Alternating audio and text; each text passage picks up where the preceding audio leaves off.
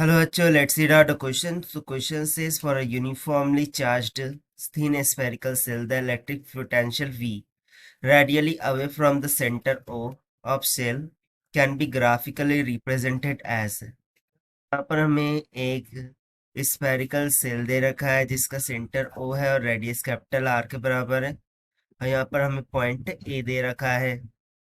सो हमें यहाँ पर सिंपली जो इलेक्ट्रिक फील्ड पोटेंशियल है जो कि रेडियली आउटवर्ड होगा from the centre o of the cell, उसको ग्राफिकली रिप्रेजेंट करके बताना है। सो स्टार्ट करते हैं सोल्यूशन से, but before of its let's talk about the key concept which we are to use here for this question. So since we know that the formula of potential throughout the charge is given by kq divided by r, where r is the distance at which we need to find the potential from the center of that body. उसी तरीके से we remember the formula of voltage of potential in terms of electric field is given by E times of d. So from the figure we can see that जो capital R है वो radius को indicate कर रहा है, ओ centre है और ए ये पॉइंट है present on the surface of this spherical shell. So हम मान लेते हैं कि initially R inside of this spherical shell है, ठीक है, यानी कि आर जो है तो वो less than two capital of R होगा। सो उस टाइम पर जो इनसाइड पोटेंशियल होगा that must be given by the formula K Q divided by are.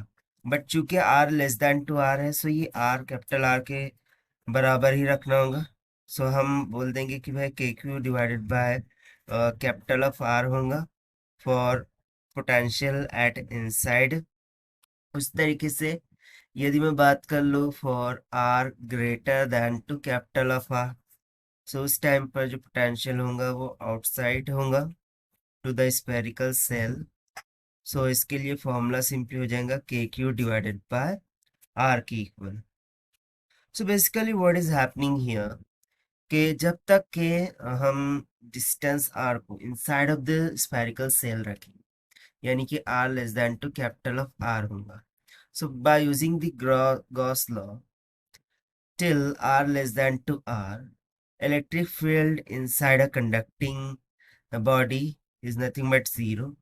So by using the second formula which we have written here कि जो V potential this is nothing but equals to electric field times of D.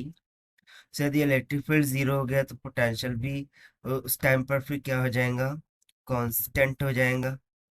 और ये constant कब तक हो रहेगा, जब तक के R is equals to capital of R नहीं हो जाता। और फिर उसके बाद जो है तो पोटेंशियल है वो कांस्टेंट होने के बाद आउटसाइड जो है तो वो के क्यू बाय स्मॉल आर के प्रोपोर्शनल में हो जाएगा। यानी कि हम सिंपली बोल सकते हैं कि further potential will be inversely proportional to small R. So now इन पॉइंट्स को यदि मैं ध्यान में रखते हुए हम ग्राफ को ड्रॉ करें in between the distance R to that of potential, तो देखिए इनिशियली तो पोटेंशियल कांस्टेंट रह रहा है अप टू व्हाट, जब तक के r is equal to capital R नहीं हो जाता। और जैसे ही ये सिचुएशन सेटिस्फाई होती है, ठीक है, इनिशियली तो कांस्टेंट है, जैसे सिचुएशन सेटिस्फाई होती है सो v प्रोपोर्शनल हो जाता है 1/r डिस्टेंस के, यानी कि हमें इस तरीके से डिक्रीज होती हुई ग्राफ मिलेंगी where potential is inversely proportional to the distance r। So इस तरीके से हमने ग्राफ ड्रॉ कर ली। अब इस ग्राफ को हमें गिवन ऑप्शन से मैच करना है। सो कौन सा ऑप्शन यहाँ से मैच हो रहा है, option A, that is why option A is correct. So this is the required solution. I hope you understood it well. Best of luck, thank you.